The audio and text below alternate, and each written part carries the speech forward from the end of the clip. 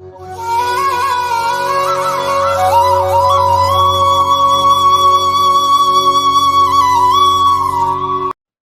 பக்தர்களுக்கு என் அன்பு வணக்கங்கள். ஓம் சாயரம். என் அன்பு குழந்தையே, நடப்பது எல்லாம் நல்லது என்று நினைப்பது உன் வேலை. நல்லது மட்டுமே உனக்கு நடக்க வைப்பது உன் அப்பாவாகிய என் வேலை. இரக்கமும் உறக்கமும் ஒன்றுதான். இரண்டையும் அளவோடு தான் பயன்படுத்த வேண்டும். அதிகம் உறங்குபவர் சோம்பேறியாய் ஆகிறான். அதிகம் இறங்குபவன் ஏமாளி ஆகிறான். உனக்கு எவ்வளவு தெரியும் என்பது முக்கியமல்ல. உனக்கு தெரிந்ததை வைத்து நீ எவ்வளவு செய்தாய் என்பதுதான் மிக முக்கியமானது. உன்னை சுற்றி இருப்பவர்கள் உனக்கு சவாலாக இருக்கலாம், சோதனை தருபவர்களாக இருக்கலாம். ஆனால் பரவாயில்லை, இதனால் மிகச் சிறந்தவராக நீ இருப்பாய்.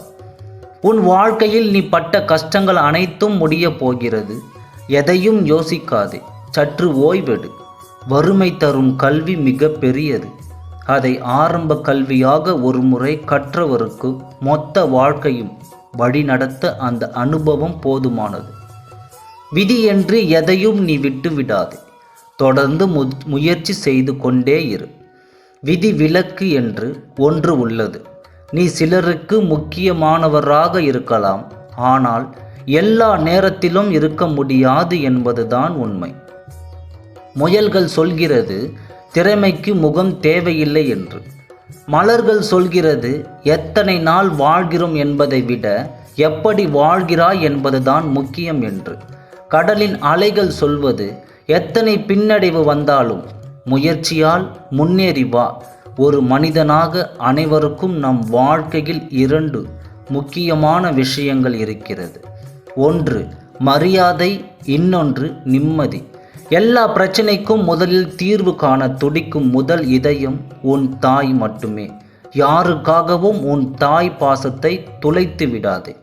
சிலரை பிடிக்கும் என்றாலும் கொஞ்சம் ஒதுங்கியே இரு. அதிகமாக பேச நினைத்தால் உன்னை தவறான கண்ணோட்டத்தில் பார்ப்பார்கள். வாழ்க்கையில் கஷ்டம் வருவதற்கு உன்னை அழிப்பதற்கும் அல்ல, உன்னில் மறைந்திருக்கும் உண்மையை வெளிக்கொண்டு வருவதற்கு. என்னதான் நீ சிலருக்கு நெருங்கிய உறவாக இருந்தாலும் அவர்களுக்கு நெருங்கிய உறவு வரும் பொழுது நீ யாரோவாகத்தான் ஆகிறாய். யாருக்காகவும் உன்னை வருத்தி கொள்ளாதே. இது உன் வாழ்க்கை. உன் வாழ்க்கையை நீ மகிழ்ச்சியாக வாழ பழகு. இன்று இருக்கும் துன்பமும் இன்பமும் நிரந்தரமில்லை. நீ செய்யும் நன்மையும் தீமையும் நிரந்தரமாகும். என்றாவது ஒரு நாள் அதற்கான பலன் நிச்சயம் கிடைக்கும். என் அன்பு பிள்ளையே, உன் அப்பா நான் இருக்கிறேன்.